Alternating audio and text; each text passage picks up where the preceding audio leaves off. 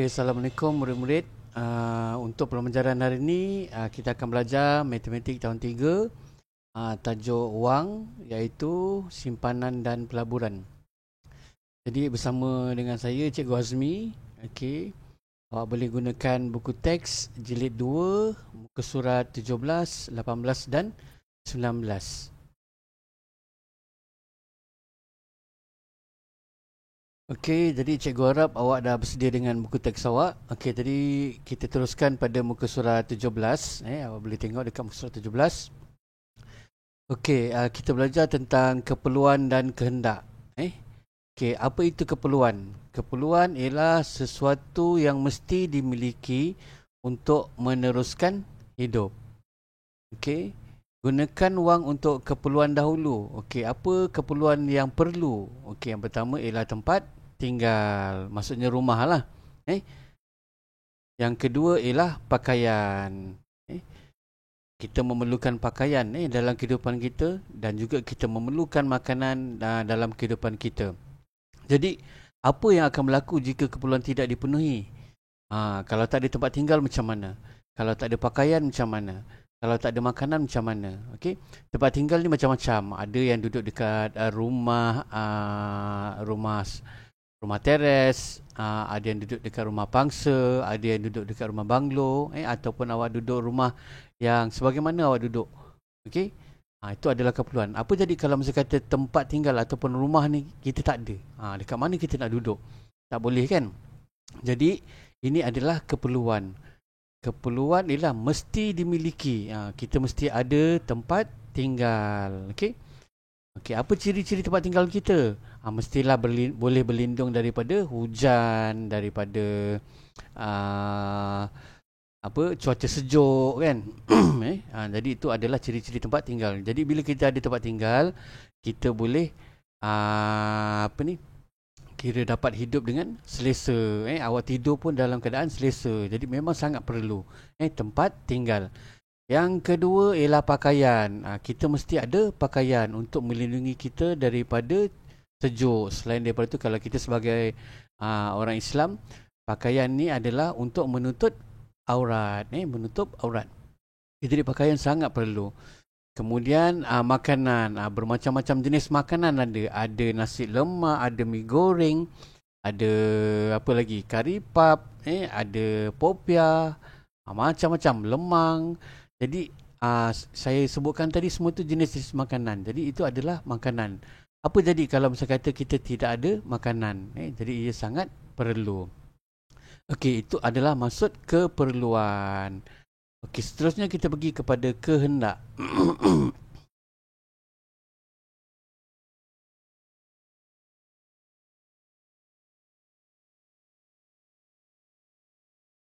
Okey, untuk keperluan kita dah belajar tadi. Okey. Sekarang kehendak. Apa maksud kehendak? Kehendak ialah barangan, aktiviti atau perkhidmatan yang diingini untuk meningkatkan kualiti dan keseronokan hidup. Kita perlu menabung. Wang ini sangat berguna. Okey, jadi kehendak ni tak semestinya kita perlukan. Contoh macam gambar ni kita tengok kehendak untuk beli pakaian macam ni. Hebat ni. Kalau hari-hari nak pakai macam ni, luar biasa tu. Okey, selain daripada tu, kehendak kita nak pakai jam yang bagus-bagus. Kita nak ada tablet. Itu adalah kehendak. Kalau misalnya kata keperluan kita semua dah ada, tempat tinggal dah ada, pakaian dah ada, makanan dah ada. Jadi kehendak ni, kalau kita ada duit lebih, barulah kita boleh dapatkan dia.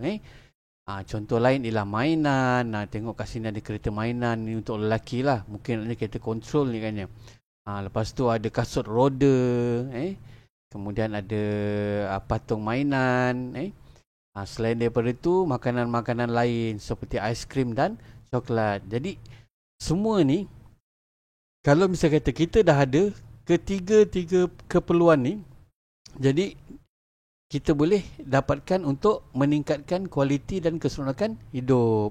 Kita seronok lah kalau misalnya kata kita dapat beli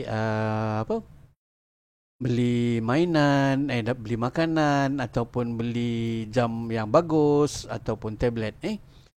Jadi itu adalah kehendak. Kehendak ni kalau boleh kita kawal. Tak semestinya kita beli. Kalau kita rasakan perlu kita beli, beli mungkin satu sahaja untuk awak rasa seronok. Tapi lebih baik duit yang lebih kita gunakan untuk menabung, sebab wang ini sangat berguna untuk pada masa akan datang. Mungkin awak gunakan untuk sambung belajar dan sebagainya. Nanti kita akan belajar. Jadi saya ulang lagi sekali, keperluan mesti dimiliki supaya dapat terus hidup. Keperluan tu untuk meneruskan hidup. Kehendak pula menjadikan hidup lebih berkualiti dan selesa. Itu kamu kena faham. Jadi keperluan dan kehendak. Keperluan mesti tempat tinggal, pakaian, makanan. Boleh ingat tu. Kehendak ni jika perlu sahaja.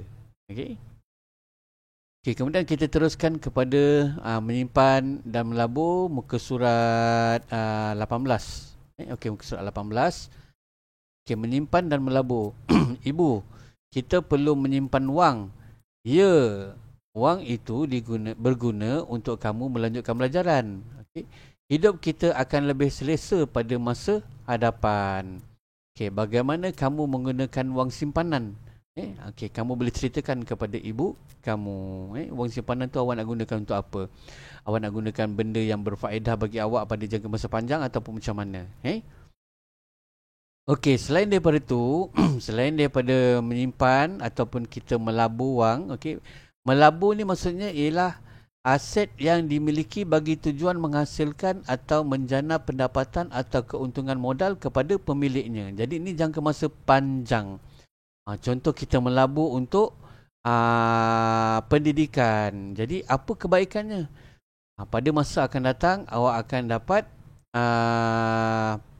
mungkin pekerjaan yang lebih baik. Jadi bila awak dapat pekerjaan yang lebih baik, awak dapat gaji yang lebih baik. Jadi daripada awak gunakan benda yang tidak berfaedah, baik awak simpan untuk pendidikan awak. Mana tahu awak nak pergi universiti nanti pada masa akan datang, kan?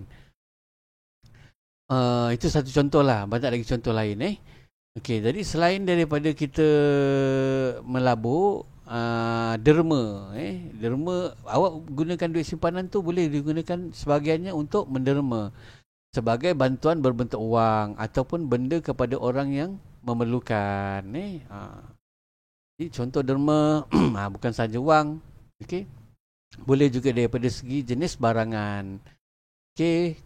Mereka boleh beli barang keperluan. Jadi kawan awak mungkin penolong ketua rajah ataupun ketua rajah, dia buat satu kempen ni. Mungkin agaknya dia nak bantu rakan dia yang mempunyai masalah kewangan. Mungkin dia keperluan dia tak ada. Contohnya mungkin rumahnya tidak ada elektrik. Jadi buat sumbangan untuk membantu kawan awak tu. Ataupun daripada pakaian. Pakaian pun boleh. Jadi itu yang kita belajar hari ini, iaitu keperluan, kehendak. Wang simpanan tu digunakan untuk apa? Digunakan untuk belajar. Selain daripada itu, wang tu digunakan untuk derma dan sebagainya. Untuk seterusnya, awak buka buku aktiviti muka surat 87. Jadi awak buat latihan ni, nanti awak snap pada saya dan saya akan tanda awak punya kerja rumah. Kita tengok sikit apa yang ada dalam buku aktiviti ni. Aktiviti 1, tandakan right bagi jawapan yang sesuai. Keperluan. Tadi kita dah belajar ada 3 jenis keperluan.